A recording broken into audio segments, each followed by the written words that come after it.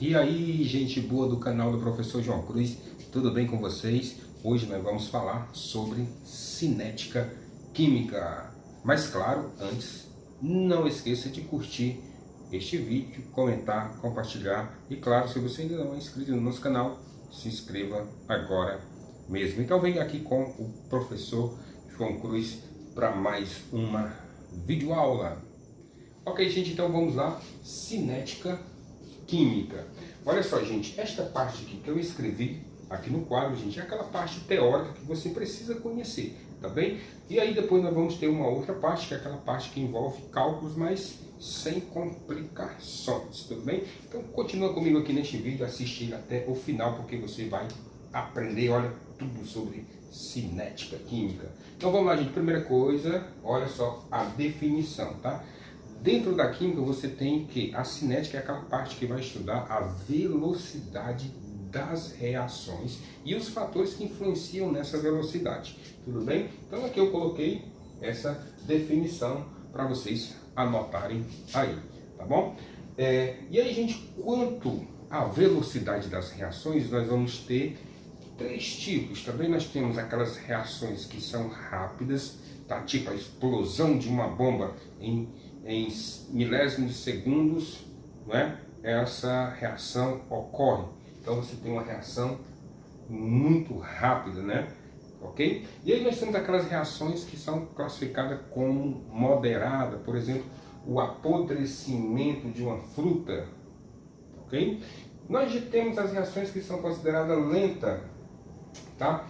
Por exemplo, você tem o processo de formação do petróleo, né, que demora aí milhares, milhões de anos para que a matéria orgânica ela sofra todo aquele processo de transformação até dar a origem ao petróleo, né? Então nós temos reações rápidas, moderadas e lentas, tudo bem? Então vamos lá, gente, também para os fatores que alteram a velocidade ou os fatores que influenciam, né, lá na velocidade da reação. O primeiro fator que eu vou destacar aqui para vocês, gente, é a temperatura. Olha, gente, quando você não quer que um alimento apodreça, você vai colocar ele na geladeira, né, exatamente para que a velocidade de decomposição daquele alimento ela seja diminuída, né, e aí você vai ter a conservação deste alimento.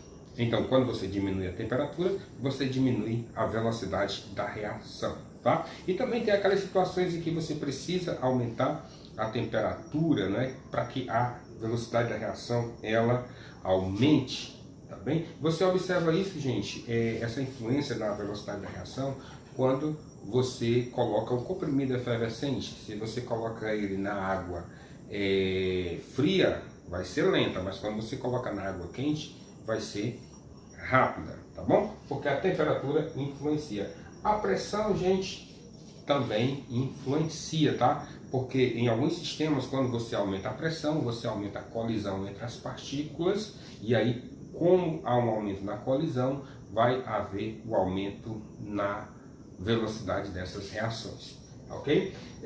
A superfície de contato, gente, superfície de contato muito influencia na velocidade da reação, tá? Quando você pega um comprimido efervescente inteiro e coloca na água e pega um comprimido em pó, né, e coloca esse comprimido na água, a velocidade da reação vai ser maior lá quando o comprimido está em pó, porque você tem uma maior superfície de contato. Beleza? Então vamos lá, gente. Outro exemplo são os catalisadores. Aí eu chamo a atenção de vocês aqui para os catalisadores. Porque, gente, olha só. Os catalisadores, eles aumentam, né, a velocidade das reações, porém eles não são consumidos durante o processo. Tudo bem? Aí eu vou dar dois exemplos de catalisadores para vocês. Opa, espera aí. Não esqueça de que os catalisadores, eles diminuem a energia de ativação, por isso é que eles aumentam a velocidade da reação. Então vamos aqui para dois exemplos de catalisadores. O primeiro catalisador que eu quero falar para vocês são as enzimas que estão presentes no nosso corpo, né? Elas auxiliam, elas aceleram algumas reações que ocorrem, tá, ok? Dentro do nosso corpo. E outro exemplo de catalisador que eu quero falar para vocês são os catalisadores automotivos. Catalisadores automotivos que convertem o gás poluente em gases não poluentes ou menos poluentes. Extremamente importante, gente, os catalisadores, tá bom? Então, essa primeira parte é aquela parte teórica que eu preparei aqui para vocês. E agora nós vamos para a segunda parte da nossa aula sobre cinética química. Agora eu vou ensinar para vocês como calcular a velocidade média de uma reação e o que é a lei da velocidade. Gente, a velocidade média da reação é simples de você fazer o cálculo. Observe o seguinte, tá? Considere que você tenha uma reação química onde o reagente é A e o produto é B, tá? E aí nós temos que a substância A está produzindo a substância B. E aí você pode fazer o cálculo da velocidade média em função do consumo de A e em função da produção de B. Para isto, você vai aplicar estas fórmulas aqui, tá bom? Se você calcular em função de A, você vai fazer esse cálculo aqui, ó. Velocidade média é igual a menos a variação da concentração de A dividido pela variação do tempo. E se você for calcular com base na produção de B, você vai usar essa fórmula aqui, ó. Velocidade média é igual a variação da concentração de B dividido pela variação do tempo. Simples, gente. Simples, tá? Ok? Agora, eu vou falar aqui para vocês o que é a lei da velocidade, tá bom? Considere que você tenha a reação A mais B produzindo C e D, ok? Olha só, gente, a velocidade dessa reação, tá, vai ser igual a uma constante K, que é determinada experimentalmente, ó, vezes a concentração, né, vezes a concentração de A, vezes a concentração de B. Elevado, ó, cada concentração está elevado a um expoente. E esses expoentes, gente, ó, x e y, eu até coloquei aqui, ó, x e y são determinados experimentalmente, tá bem? Lembrando para vocês que o valor de x, quando você determinar ele experimentalmente e esse valor for zero, você vai dizer que a reação é de ordem zero em relação à concentração de A. Tá? Estou te dando um exemplo. Se o expoente for 1, é de ordem 1, e se for 2, é de ordem 2. Tá?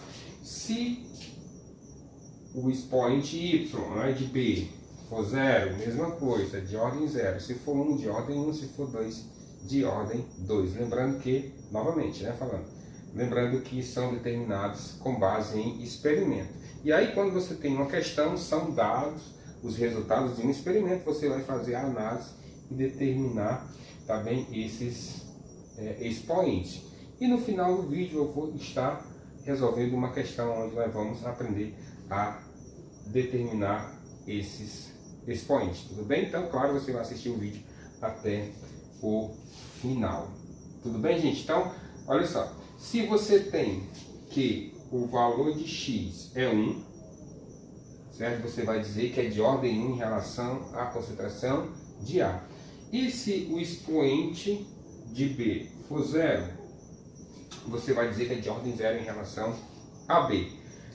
E aí você tem que a ordem, certo? A ordem total da reação é 1, tá? Você soma a ordem em relação a A e a ordem em relação a B. Então, 1 mais 0 é 1, ela é de ordem geral ou de ordem global 1. Tudo bem, gente? Tranquilo, né? Agora nós vamos fazer um exercício. Vamos lá, gente. Chegou agora a hora de fazer o exercício, ok? Então vamos lá, gente, é um exercício bem simples, tá? Tranquilo, dá para resolver tranquilamente. Aqui eu tenho uma questão, tá? Que está pedindo a expressão da velocidade e está pedindo para a gente calcular o valor da constante K, tá bem? Da constante de velocidade. Para isso eu preciso de dados, né? Para fazer a expressão de velocidade e calcular o valor de K. E os dados estão aqui, estão na tabela. Tudo bem? Então vamos analisar os dados e depois a gente resolve tranquilamente a questão, ok? Observe o seguinte, gente, que nós temos aqui uma substância A reagindo com uma B, produzindo uma C e uma D. Gente, lembrando que o 3, o 2 e esse 2 aqui são chamados de coeficientes estequiométricos, tá? E você não vai utilizar eles. Eles estão aqui, tá?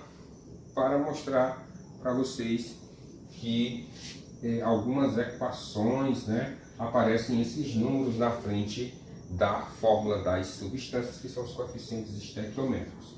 E aqui nós temos uma tabela que mostra, gente, os dados de 3 situações, 3 experimentos.